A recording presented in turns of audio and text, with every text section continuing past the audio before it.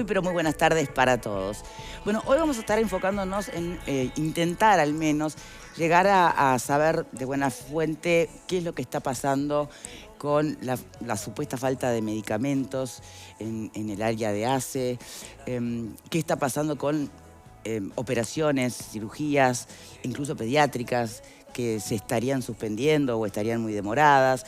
Una suerte de puesta a punto de estado de situación, de los desafíos que tiene en este momento ACE el Ministerio de Salud Pública. Pero antes, algo que está circulando por todas partes como una polémica interesante, tiene que ver, ustedes saben, con este anuncio del Ejecutivo. Por supuesto, antes requiere respuesta del Parlamento de acá, pero sobre todo del gobierno de allá. ¿Dónde es allá? Venezuela. El Ejecutivo quiere que volvamos a tener embajada en Venezuela. Si recuerdan bien, el 2015 fue el último año, en el gobierno de Mujica, donde tuvo en nuestro país embajador. Después, ya cuando aparece Tabaré Vázquez como nuevo presidente, empezaron además en paralelo, ¿no?, a complicarse las relaciones. Acuérdense de la acusación que hizo Maduro a Nir Noboa, entonces canciller, de estar en acuerdo con Estados Unidos para no sé qué. Bueno, Tabaré Vázquez decidió no más embajador. Vamos a mandar un encargado de negocios, que en el mundo diplomático es un escalón menos, ¿no? Es bajar el rango. Es un desaire, si se quiere. Y creo que nadie en su momento protestó por esa decisión. De hecho, siempre estaba atravesada el tema por la gran polémica, si eso no es una dictadura, quiénes son los amigos de Maduro, quiénes no. Hoy es el propio ejecutivo de esta administración que tiene interés en volver a abrir una embajada en Venezuela. Y muchos se preguntan, ¿por qué? ¿Para qué? ¿Cuál sería el sentido? ¿Qué pensás vos, Pablo? Yo creo que lo que está haciendo el Poder Ejecutivo es tratando de cobrar una deuda, porque todo termina en eso, ¿no? Una deuda que se arrastra del 2015 y de alguna manera dando un cierto respaldo diplomático mayor al que tiene hoy Uruguay a los efectos de ver si eso es factible. No hay que olvidarse que en el 2015, algunos que quizás no tengan memoria, habían firmado un acuerdo con el gobierno venezolano para que Uruguay cancelara la deuda de petróleo que tenía con Venezuela y a su vez le iba a dar unos 300 millones de dólares en alimentos. Resulta que Uruguay deposita eso en el Bandes, esa plata después desaparece del Bandes, el gobierno de Venezuela la lleva para otro lugar y Uruguay queda agarrado el pincel con la deuda que tenía. Entre ellas, con Aprole, que son unos 30 millones de dólares, que ahora, casualmente, ahora a principios de este año, le inició con Aprole una demanda al Estado uruguayo por 30 millones que se den más 30 de impuestos, de intereses generados. Entonces, porque en aquel momento cuando se firma ese acuerdo, allí en el 2015, Uruguay aparentemente sería garante de esas exportaciones de los productores lácteos. Me parece que es una jugada estratégica del Poder Ejecutivo a los efectos de ver si cabe la posibilidad de poder recuperar parte de eso, porque en definitiva las relaciones comerciales entre los países es eso, es dinero. Es una jugada que está haciendo el Poder Ejecutivo, veremos qué es lo que resulta. Bien, ¿por acá? Bueno, sí, sigo un poco la misma línea, ¿no? Me parece que lo que hay, si hay algo que le hemos escuchado desde el arranque de este gobierno a Luis Lacalle Pou, es repetir la frase de aquel canciller histórico de Gran Bretaña, Lord Palmerston, que del siglo XIX, fíjense, esta frase viene desde ahí, era un tipo que fue muy importante en aquella época, en la guerra de Crimea y todo ese tipo de cosas que pasaron. Y él decía que no hay enemigos ni amigos permanentes para los países, sino que lo que hay son intereses que sí pueden ser permanentes o no. Y bueno, en el mundo de los intereses, como decía Pablo, me parece que el gobierno está dando una jugada estratégica que a algunos de nosotros nos queda un poco de ardor estomacal con todo esto, porque en definitiva también el presidente en la asunción del mando no llamó a Maduro, no invitó a Maduro justamente por tratarse de un dictador. Pero yo me pregunto... Ahí el pragmatismo no tendría también que haber funcionado, digamos, si esto es pragmatismo puro, si esto remite a eso de los países tienen relaciones con países. Lo que pasa es que ahí quiso marcar la cancha, con quién me saco la foto y con quién no me saco la foto, a quién tildo de dictador y a quién no. Pero cuando el gobierno se va desarrollando, se da cuenta a la calle, primero, integra el Mercosur. ¿Quién integra el Mercosur? Venezuela. Otra cosa que hay que decirla, Uruguay tiene embajada en Venezuela, no es que no tenga embajada, lo que no tiene es embajador. Bueno, sí, pero es uno de los 53 países en el mundo en el que Uruguay tiene una embajada. También la tiene en Cuba, también la tiene en Vietnam, Uruguay, Qatar, en Vietnam, China. No, pensando en lo que en estas cuestiones ideológicas, escúchame, ¿no? la tiene en Irán, donde el presidente de la República le tiene que pedir permiso al ayatolá para tomar una decisión de cualquier tema. O sea que, en definitiva, el Uruguay lo que tiene son relaciones diplomáticas, además con 153 países. O sea, hay oficinas diplomáticas uruguayas en 153 naciones, ahí tiene 53 embajadas. 53 embajadas, una de las cuales es Venezuela, Avenida Palo Grande, número 54, piso 4, en el edificio de Seguros Altamira, en Caracas. Ahí está ubicada la Embajada de Uruguay, sigue estando allí desde hace años, lo que no tiene es embajador. Bueno, creo que Uruguay, por razones de intereses económicos, decidió tomar esa decisión, que va un poco a contrapelo de lo que fue el arranque de La Calle, pero que sigue fielmente la postura de La Calle cuando habla de Lord Palmerston. Uruguay no tiene enemigos ni amigos permanentes, lo que tiene son intereses. Bien, nadie está mencionando aquí la posibilidad de que esto se trate de una estrategia, si se quiere, comercial con respecto al petróleo. Va a entrar en vigencia el embargo de la Unión Europea en diciembre para el crudo, en febrero para los derivados, de todo lo que son los productos de petróleo de Rusia. Por lo tanto, eso va a estar subiendo los precios. ¿Más vale volver a ser amigos de Maduro? Yo creo que sí. Lo están haciendo otras potencias, ¿no? También.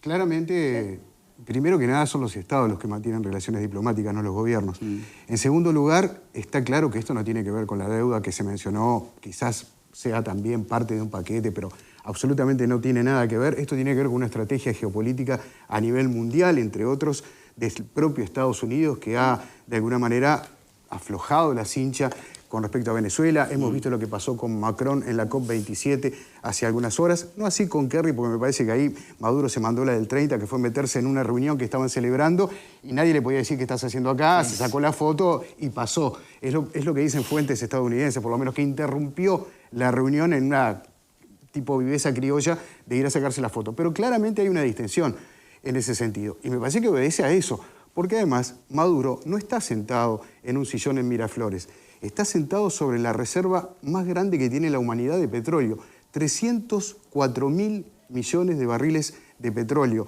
7 millones más que Arabia Saudita, que le sigue en el segundo lugar, y muy lejos de Canadá, que es el tercer lugar. Por lo tanto, desconocer eso en un mundo donde la crisis energética está siendo vista por todos, donde Europa está prácticamente a la entrada de posibles apagones en muchos lugares, porque hay una crisis energética muy grande producto de la guerra, es no ver nada o no entender nada de geopolítica. Por lo tanto, me parece que ahí lo que hay también es justamente lo que mencionaba Pupo, los estados con respecto a sus relaciones, y ahí el que está marcando la cancha es Estados Unidos, que ha aflojado claramente. Y por otro lado también hay que entender un poco lo que ocurre en Venezuela, que claramente es un país que no preserva, no respeta los derechos humanos ni la libertad de expresión, y me ha tocado ir en más de 4 oportunidades a realizar coberturas a Venezuela, lo puedo contar por vivencias propias, es la situación con respecto a lo que es hoy Venezuela. Hoy Venezuela es un país dominado por alguien que no es Maduro. En realidad, Venezuela está absolutamente dividida a tal punto que tiene, o tuvo, 2 parlamentos a la vez, llegó a tener 2 presidentes a la vez. A ver si se entiende. 2 parlamentos, 2 presidentes, pero hay una unidad, hay una sola, que es la que mantiene al día de hoy, que es la Fuerza Armada. Las Fuerzas Armadas es la única, no está dividida, y es la que mantiene el poder real, la que lo detenta, y que banca a Maduro. Y es a tal punto esto que a mí me tocó ver banderas del Partido Socialista Unido de Venezuela en destacamentos militares. ¿Vos te imaginás en el batallón de Toledo ver una bandera, no sé, del Partido Nacional, del Frente Amplio, del Partido Independiente, del Partido Colorado? Inimaginable, ¿verdad? Sí. Bueno, yo la vi. Existe. A tal punto que está tan unido el partido de gobierno con las Fuerzas Armadas que ambos detentan esa simbiosis que los transforma en el verdadero poder. Entonces hay que entender por ese lado por qué todavía hoy Venezuela sigue teniendo la institucionalidad, entre comillas, que tiene, porque tiene unas Fuerzas Armadas atrás que no permiten ningún tipo de desvíos. Recuerden lo que pasó hace 2 años atrás, o 3, fue antes de la pandemia, lo tratamos en este mismo programa, donde parecía que era un hecho que caía Maduro porque se había tomado el aeropuerto de Maiquetía, porque había una movida muy grande, y sin embargo, cuando todas las fuerzas tenían que apoyar, no lo apoyaron y continuó gobernando. Entonces, es complicado de entender la realidad venezolana, pero también hay una mirada... Perdón que te interrumpa, pero sería por eso que alguna vez expresó la senadora Topolansky que lo ideal sería tener unas Fuerzas Armadas alineadas con el gobierno de turno. Bueno, es un pensamiento que la verdad que no me parece... Pero lo recuerdan, ¿no? Sí, lo recordamos, sí, pero creo que ella tenía esa mirada justamente por lo que estaba aconteciendo en Venezuela. Yo la verdad que tengo una mirada absolutamente distinta de la realidad democrática de un país donde las Fuerzas Armadas ocupan un rol de obediencia a la institucionalidad democrática. De eso no cabe ninguna duda. Por lo tanto, me parece que hay una mirada de acomodarse a la nueva onda que viene hoy, donde Guaidó ha quedado absolutamente de lado. ¿Qué se sabe? ¿Alguien sabe algo de Guaidó? Y ha caído en desgracia, a tal punto que hoy también Venezuela está tomando unas relaciones muy fuertes con Colombia. Hacía más de 6 años que la frontera estaba cerrada. Hoy hay pase allí entre ambas fronteras, una frontera que mueve mucho dinero. Hay vuelos entre Colombia y Venezuela. Venezuela sigue estando absolutamente aislada en gran parte, pero me parece que va camino y producto me parece de eso, que como ostenta China, un poderío absolutamente desde el punto de vista económico impresionante, y nadie dice que China sea democrática, ¿no? O por lo menos yo no lo pienso. Bien. Valeria.